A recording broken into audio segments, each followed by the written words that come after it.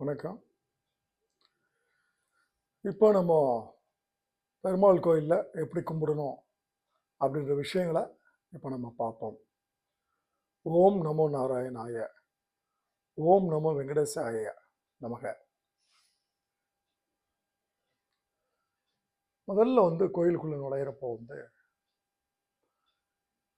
கோபுரத்தை பார்த்து நம்ம வணங்கணும். கோபுரம் உள்ள நுழையக்கூடிய அந்த வாயில மகாத்வாரம் சொல்லுவாங்க.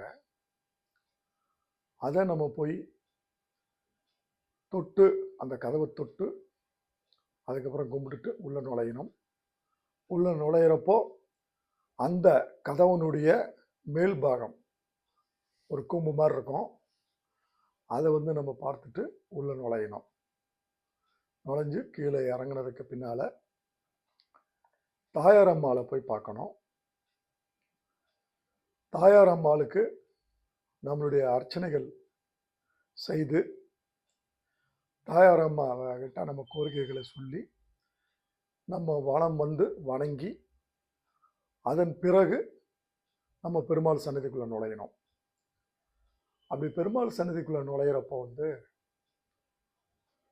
முன்னால் கருடாழ்வார் இருப்பார். அவரை ஒரு இடம் வணங்கி அவரிடம் அனுமதி பெற்று நம்ம கோயில் உள்ளே செல்லணும். கோயில் உள்ளே போகிறப்போ ஜெயன் விஜயன் இருப்பாங்க.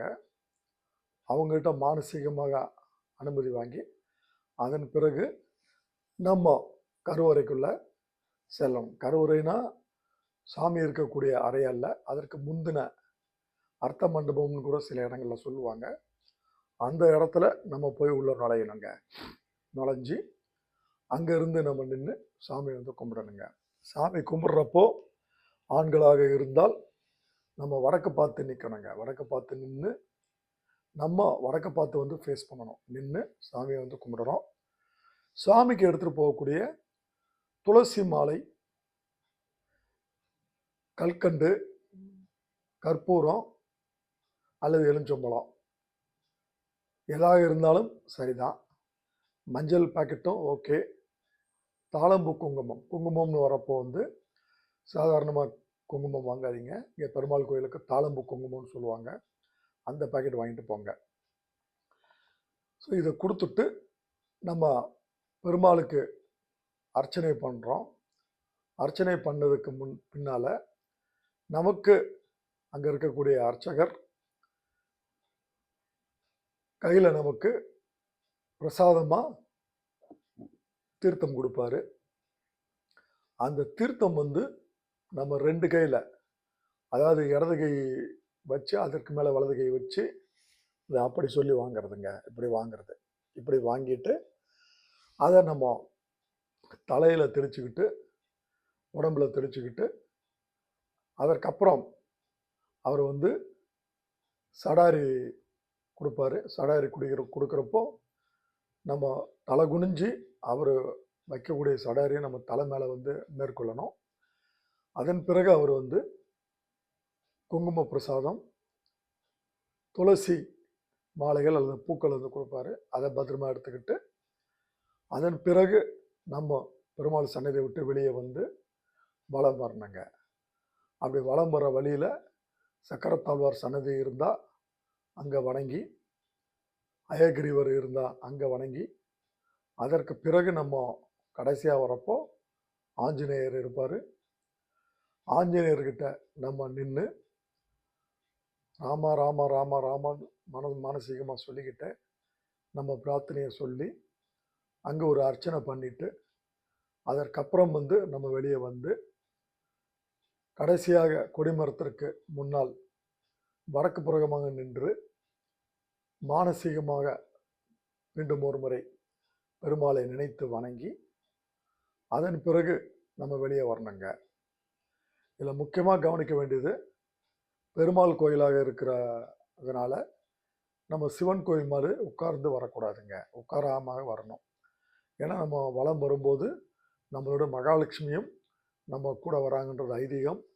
நம்ம கோயிலில் உட்கார்ந்தோம்னா மகாலட்சுமி நம்மளோட வராமல் கோயிலில் இருந்துருவாங்கன்றதும் ஒரு நம்பிக்கை. அதன் பிறகு நம்ம கோயிலை விட்டு வெளியே வரும்போது அங்கே இருக்கக்கூடிய மகா தூரத்தில் இருக்கக்கூடிய கதவு இடதுபுறமாக இருக்கும். அதை தொட்டு வணங்கி வெளியே வந்து மீண்டும் ஒரு முறை வெளியே இருந்து கோபுரத்தை பார்த்து ஓம் நமோ நாராயணா அப்படின்னு சொல்லிட்டு அதற்கப்புறம் நம்ம வெளியே வரலாங்க. இதில் வந்து சில விஷயங்கள் வந்து குறிப்பாக சொல்லலாம்.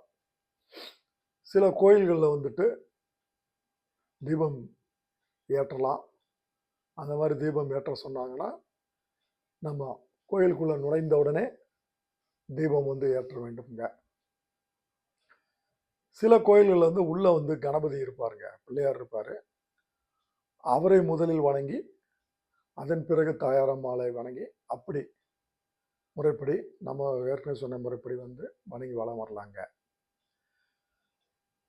இதில் வந்து நம்ம வலம் வரப்போ பிரசாதம் கொடுக்குறாங்க அப்படின்னா தாராளமாக வந்து கோயிலில் கொடுக்கக்கூடிய பிரசாதத்தை நம்ம வந்து ஏற்றுக்கொள்ளலாம். இதில் ஒன்றும் தவறு எதுவுமே கிடையாது. மேலும் வலம் வந்ததுக்கு பின்னால் நம்ம அங்கே இருக்கக்கூடிய துப்புரவு பணியாளர்கள் இருந்தாங்கன்னா அவர்களுக்கு ஒரு 10-20 ரூபாயை கொடுக்கறது வந்து சனி பகவானுடைய தீங்கு விலகும்ன்றது வந்து ஒரு நம்பிக்கை. இதையும் நீங்கள் குறித்து வச்சுக்கிறது நல்லதுங்க. இதுதான் பெருமாள் கோயிலில் வழிபட வேண்டிய முறைகள். நன்றி, வணக்கம்ங்க. மீண்டும் ஒரு வீடியோவில் உங்களை நம்ம சந்திப்போங்க.